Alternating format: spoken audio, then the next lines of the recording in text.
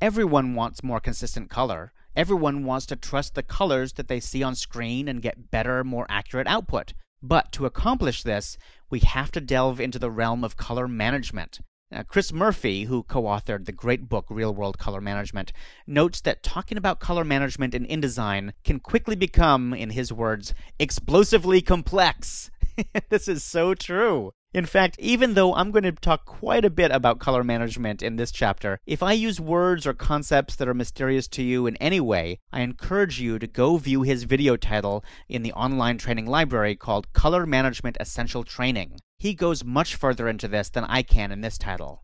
But that said, let's dive in and tackle InDesign's Color Settings dialog box, which you can find right here under the Edit menu.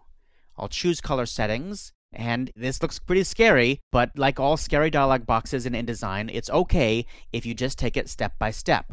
The first pop-up menu, Settings, gives you a number of presets that the folks at Adobe recommend for general workflows that you might have.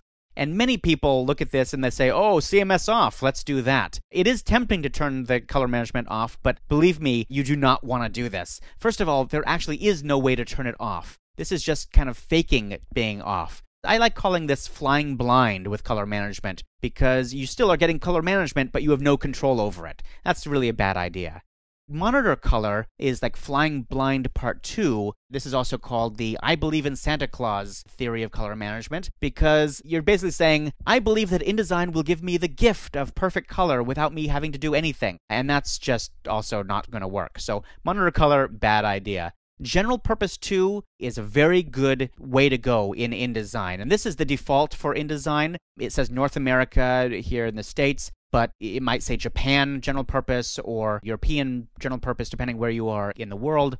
But General Purpose is a good default, and because it sets up the rest of the dialog box really quite well.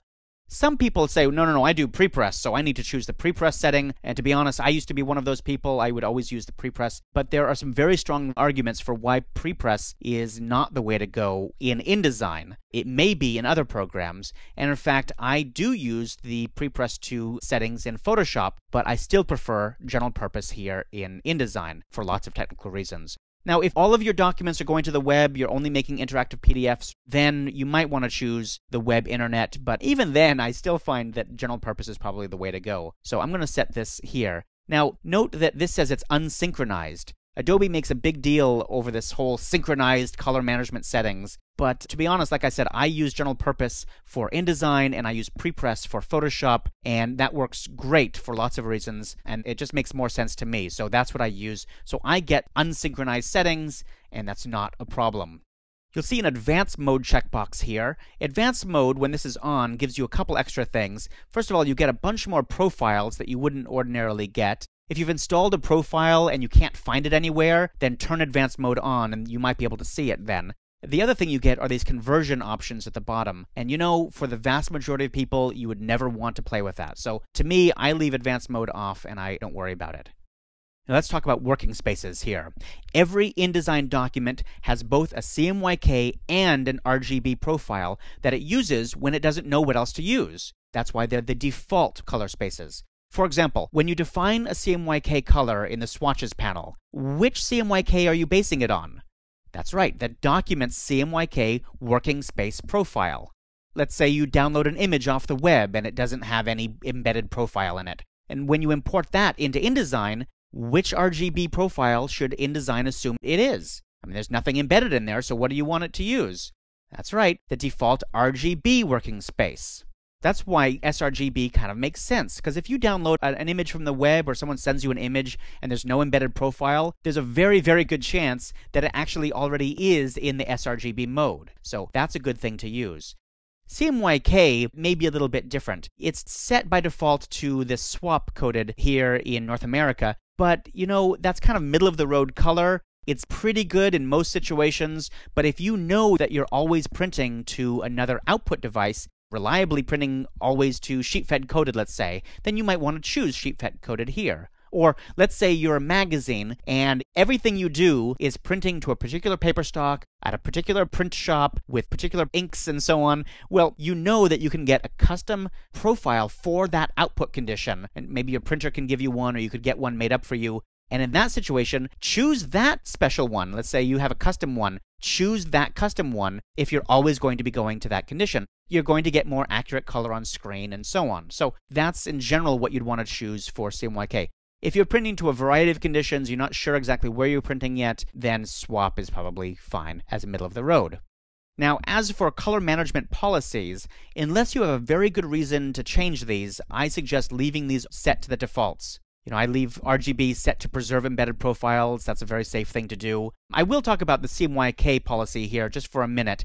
The default setting of preserve numbers is safe, although it does mean that any profiles that you've embedded in your CMYK images will just be ignored. That's probably okay, in fact, and later in this chapter I describe how to override that setting and use the embedded profile if you really need to.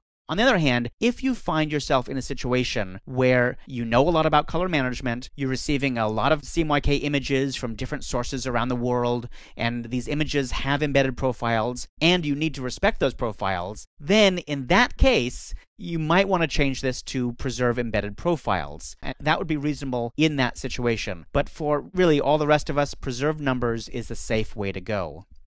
This profile mismatches and missing profiles, these checkboxes here, you may have seen a dialog box appear sometimes when you're opening an InDesign document and it says there's a mismatched profile or a missing profile or something. Well, if you've seen those, you know that those dialog boxes are incredibly complex and confusing. And to be honest, they're really not that useful in most circumstances. So I leave these checkboxes set to off in InDesign because I just don't want myself or any of my clients to freak out when they see those dialog boxes. So it's probably safe to leave those off. There is one other very important thing to note here, and that is the settings that you choose in this dialog box do not necessarily affect the current document or any documents that you've already made. This only sets things up for new documents that you create in the future. As for documents that you've already made, like this one in the background here, unfortunately, it's quite painful to change any of these policies for existing documents, and that's why you generally want to set these policies up right before you create the document. You can, however, change the working spaces of your existing documents with features called Assign Profile or Convert to Profile, and that's what I cover in the next movie.